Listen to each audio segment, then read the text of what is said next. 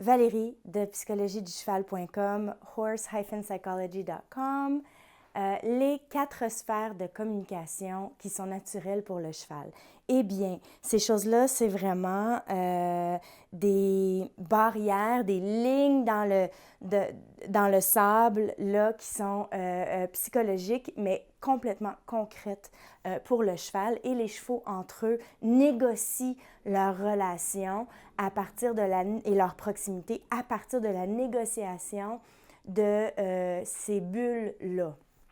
Alors, la première sphère, c'est vraiment la sphère du troupeau, c'est-à-dire qu'on est à l'extérieur, très loin du cheval, mais on peut être quand même complètement en contact avec lui. Ici, ça représente vraiment sa bulle interpersonnelle, 45 à 50 pieds de diamètre, comme on l'a vu avec le heart math, la régulation et la forme du torus.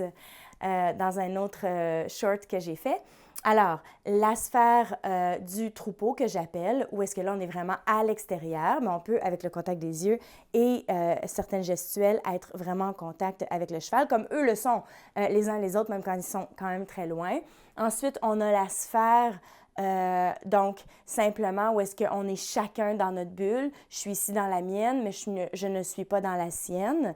Ici, on a la communication où est-ce qu'on partage une bulle. Et ça, c'est sacré. Dans les premières phrases qu'on va apprendre, parce que ce sont des phrases, parce que c'est le langage physique. Donc, on est dans l'espace, oups, je vais tout péter. On est dans l'espace, on est dans notre corps, on est sur un échiquier, comme dirait Horsepeak, comme dirait Wilsey.